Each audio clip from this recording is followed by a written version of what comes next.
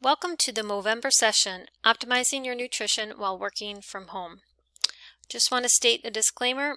I'm not a doctor and will not be providing medical advice, so please consult your physician before making significant changes, especially if you're taking medication.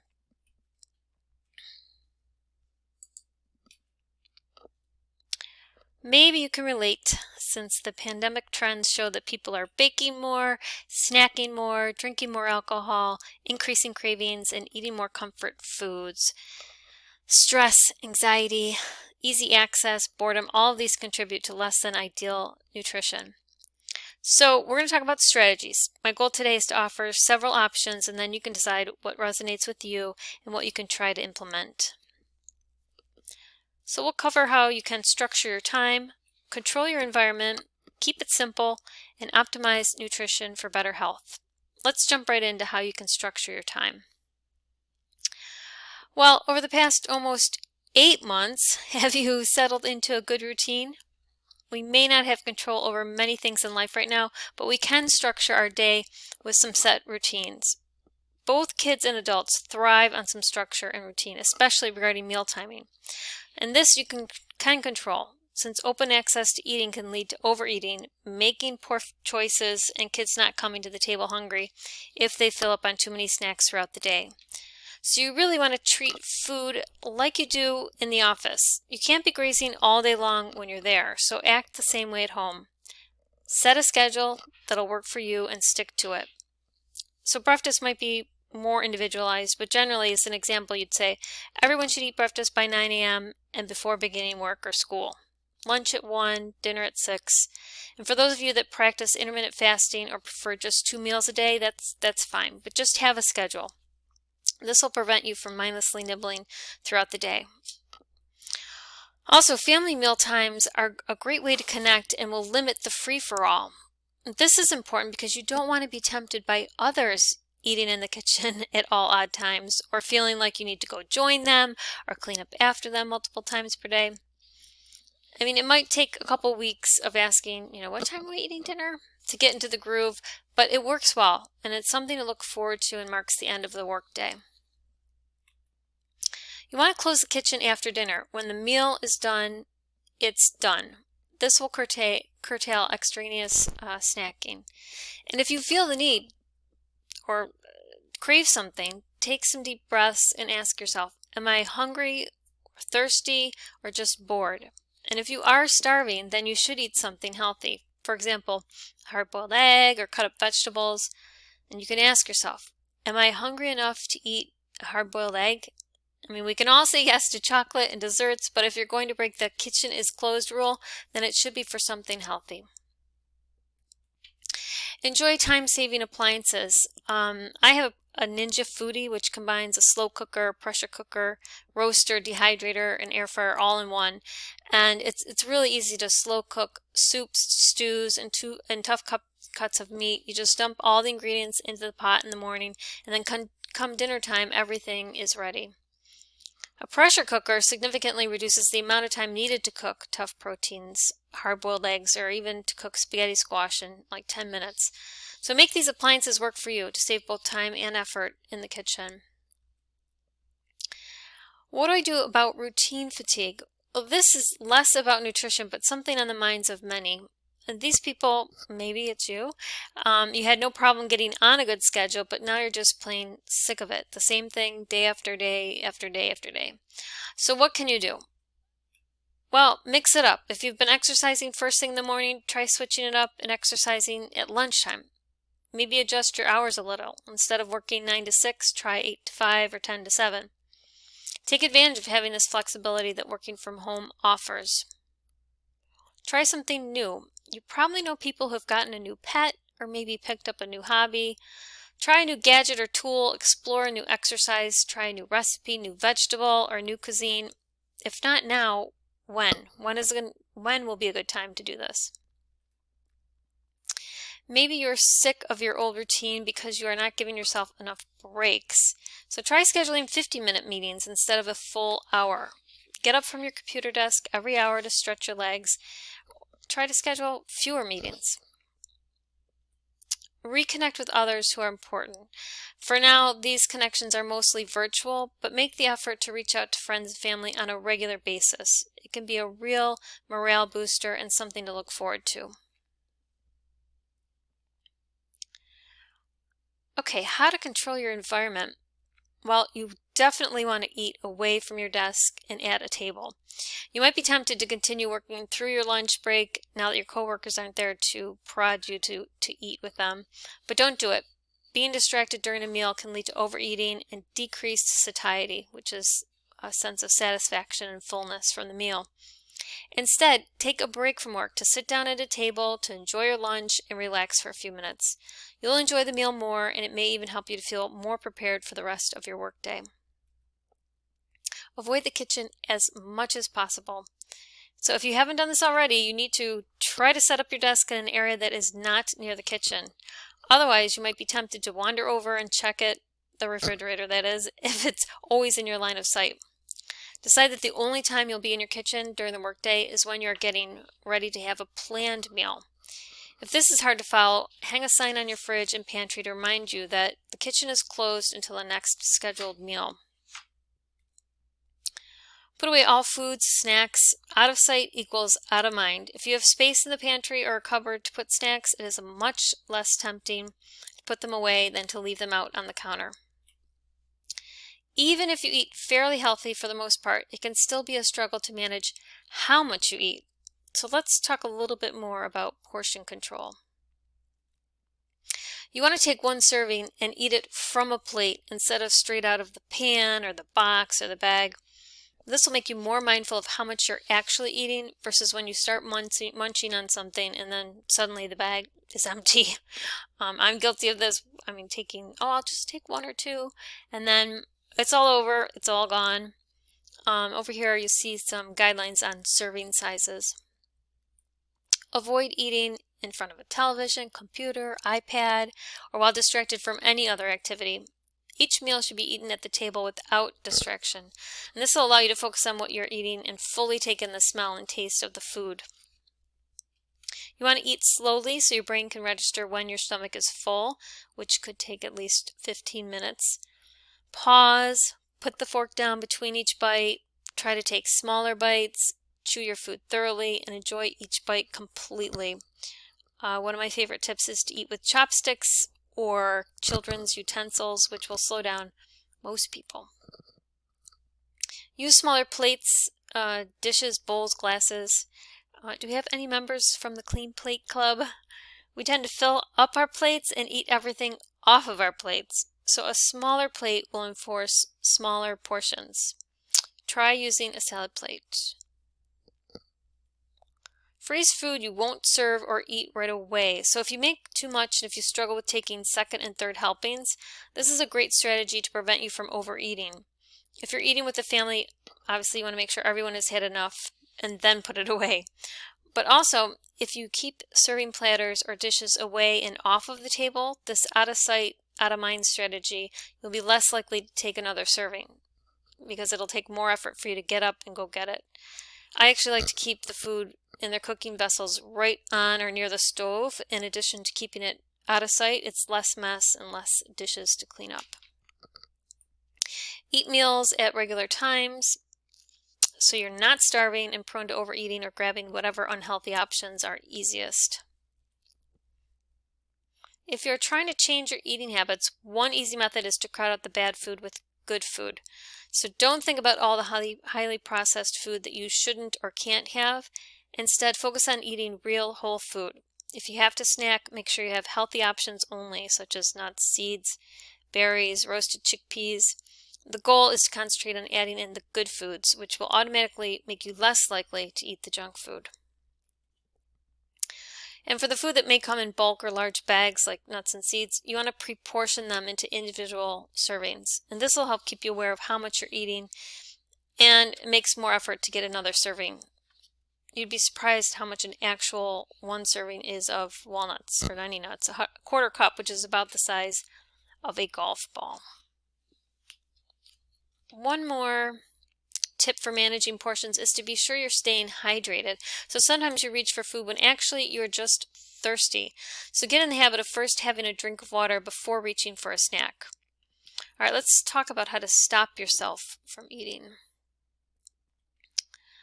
Have a piece of gum or strong mint next to your plate. When you're done eating, pop it into your mouth. This will prevent you from continuing to graze. And you can also try this while you're preparing dinner if you tend to pick and eat as you go. Same idea, after you're done eating, go brush your teeth. Serve and save. As mentioned, once you've served yourself and family, put away any leftovers into containers and into the fridge or freezer and save the rest for another meal. As soon as you're done eating, take your dishes to the sink or dishwasher. And other ways to signal your brain that you're done is to leave the kitchen. So go for a walk, call a friend. These are all good ways to disrupt and block mindless eating. Keep it simple. Some people enjoy trying new recipes and find it relaxing to cook and create meals. And if this is not you, don't feel bad. Meals can be basic. Just pick a protein, a vegetable, and ensure you're getting healthy fats. To avoid snacking on unhealthy sweet foods, ensure your meals are balanced and have variety. So don't fear the healthy fats. Fats provide the most abundant energy reserve in the body, and because it's slowly digested in the stomach, it extends the amount of time that energy can be utilized. So for example, eating some healthy fatty food during lunch will help you to stay full longer and prevent possible cravings. So avocado, olives, avocado oil, nuts, seeds, fatty fish like salmon, mackerel, sardines. Okay. Now, how do we plan for success? Create a grocery list and stick to it. If you're ordering groceries online, you have the advantage of being less tempted by the non-necessities and treats. Don't buy the junk food. If it isn't in your house, you can't eat it.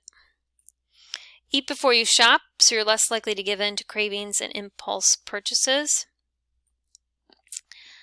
One of my favorite ideas is to double a recipe, so there's enough for dinner and then lunch the next day. This is the cook once, eat twice strategy. And if you don't mind leftovers, this can minimize your time and effort in the kitchen. Try a meal kit service. Now might be an excellent time to try it. All of the ingredients with simple instructions are delivered to you, so you don't have to worry about groceries, and your meals are planned in advance. I've also seen these kits show up in grocery stores, everything gathered together for one meal, and this too would be convenient and with less of a commitment. You want to stock up on sales and buy in bulk when you can so that you always have healthy options to choose from.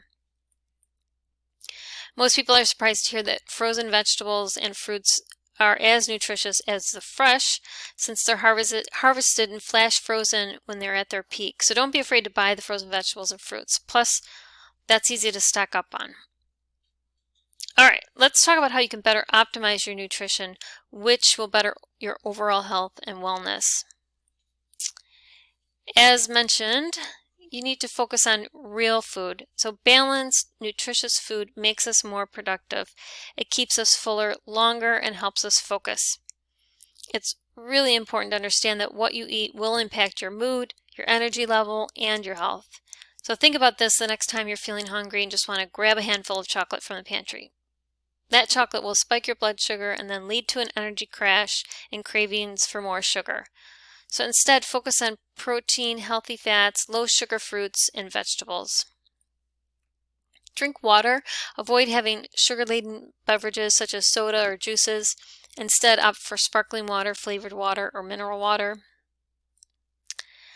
This next strategy is to track your food. Now, it doesn't have to be long-term, but even if you track for a couple of days, you might be surprised at what, when, or how much you're eating. It's a great tool to bring awareness to your eating patterns and choices. And also, you can ensure you're eating enough protein, getting your vitamins, minerals, and not overdoing it on the calories. There's some great apps that you can use for this, such as MyFitnessPal, Chronometer, Lose It.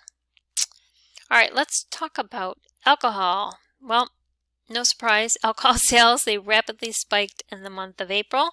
And according to Nielsen's market data, total alcohol sales outside of bars and restaurants have surged roughly 24% during the pandemic. And they found sales of spirits with higher alcohol content rose even faster, a more than 27% increase over last year. So what is moderate alcohol consumption? Well, according to the dietary guidelines for Americans, it's defined as up to 1 drink per day for women, up to 2 drinks per day for men. And keep in mind, from a nutritional perspective, there's no value to your health. However, many people enjoy a glass of wine with dinner. So while it may be best to have none, if you do consume it, keep moderation in check. All right, so some tips on moderation. Check your 1 drink is actually 1 drink. A glass of wine is 5 ounces, so measure this out and check that you're actually pouring 5 ounces. Limit sugary cocktails made with sugary mixers or simple syrups. This is excess empty calories. Consider low or no alcohol drinks. And then the big one is be careful about relaxing your own rules. So increased use tends to begin with relaxing the typical rules around alcohol. The challenge is to be mindful of what the usual rules would have been and then try to stick with them. So if you typically have a glass of wine with dinner, it makes sense to stick with that, right? Don't go for a second glass. And similarly, if you never would have previously considered drinking before 5 p.m., then you shouldn't start now. The most important thing you can do for your health, especially given the current circumstance with the pandemic, is to choose nutrient-dense food. So let's talk about some specific nutrients to support your immune system. Several nutrients can boost immune function. I'm sure you've heard this probably in the news. Let's start with vitamin A. This vitamin has a vital role in maintaining healthy immune functions. The compound is found as retinol, which is preformed vitamin A, in animal products, and as carotenoids or provitamin A in fruits and vegetables. So animal food sources rich in retinol include eggs, butter, beef liver, and fish oils. Rich sources of carotenoids include orange and green vegetables like sweet potato, pumpkin, spinach, and cantaloupe. Vitamin C may offer protection against infections, including those caused by bacteria and viruses. Regularly administered vitamin C has been shown to shorten the duration of colds, and during an illness, it can also act as a natural antihistamine and anti-inflammatory. So fruits and vegetables high in vitamin C include kiwi, grapefruit, strawberries, red pepper, broccoli, Brussels sprouts, tomatoes. Vitamin D. This nutrient supports the immune system, helping to reduce the risk of colds and flu. And studies have shown that many people are deficient. So you may want to ask your doctor about getting your vitamin D levels checked. But regardless, everyone can benefit from getting 15 minutes of sun exposure around lunchtime, if possible. And you can also seek foods such as fatty fish, mackerel, salmon, sardines, eggs, mushrooms.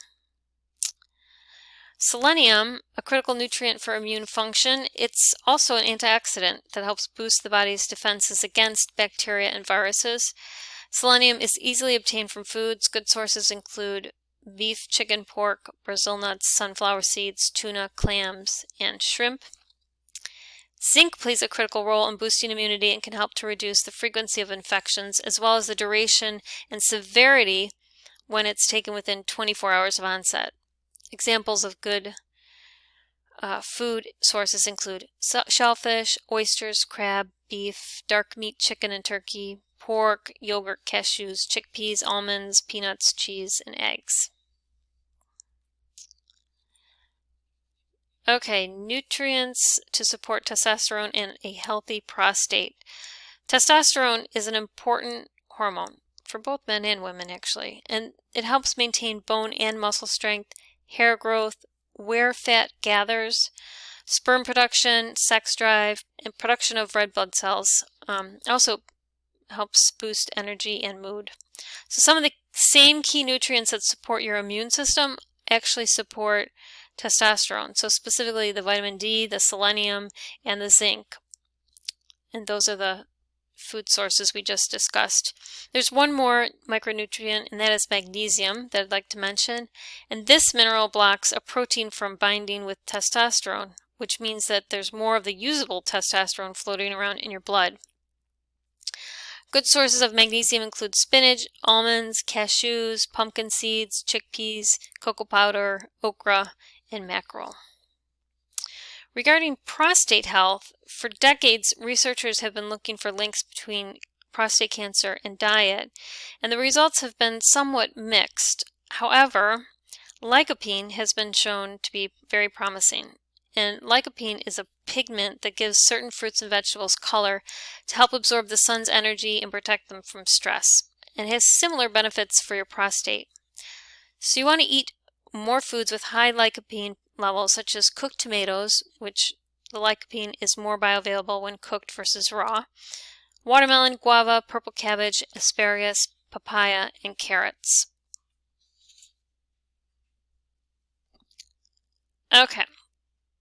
According to Men's Health and Ask Men magazines, these are some of the top mistakes made by men. Number 1, hoarding junk food. Sometimes it really is as simple as out of sight, out of mind. So throw out all the junk food in your place and don't let any more come in through the front door. Avoid fresh produce. So every time you sit down to a meal, take a look not just what is on your plate, but what colors they are. You want to choose a wide variety of vegetables to fill at least half of your plate. And that means that you're going to have most of the colors of the rainbow. And when selecting fruit, aim for lower sugar fruits like blueberries, raspberries, blackberries. Drinking too many calories. Most men think nothing of having a couple of milky coffees a day, 1 to 2 cans of soft drink, perhaps a fruit juice, and then a couple of beers during the evening. If you added up all the extra calories and sugar in these drinks, between 800 to 1,000 calories, it's little wonder most men put on an average of 2 to 3 kilograms a year in body fat. So limit your drinks to water, tea, coffee, with the occasional alcoholic beverage. Start by replacing 1 or 2 of your sugary drinks a day, then slowly work on cutting them all out. Your waistline will thank you for it. Beware of fat-free. Products that claim fat-free usually have taken out the fat and added in sugar or alternative or artificial sweeteners. For example, the fat-free cookies, the fat-free yogurt. The fix? Instead, focus on incorporating healthy fats: avocado, olives, coconut, nut seeds, dairy if you can tolerate it. Fat is satisfying and gives you a sense of fullness, and it's essential for healthy cells. And number 5, one slip leads to complete derailment. So the key to a healthy, balanced lifestyle is consistency. Eating well is about the long game, not the short game. And if you focus too narrowly on one treat or one meal, you can lose perspective. And of course, frequency matters. What is important to avoid is the decision to throw in the towel, binge eat, and allow one treat to take you completely off course. The goal of eating well is about progress and consistency, not perfection. So instead of beating yourself up, move on and then get back to real nutrient-dense food. So just to recap, most strategies we've covered to optimize your nutrition during COVID-19 implore you to structure your time, control your environment, keep it simple, and improve your nutrition. Not all strategies work for all bodies. We're all individuals with unique genes, medical history, environmental exposures, and current conditions. Thank you very much.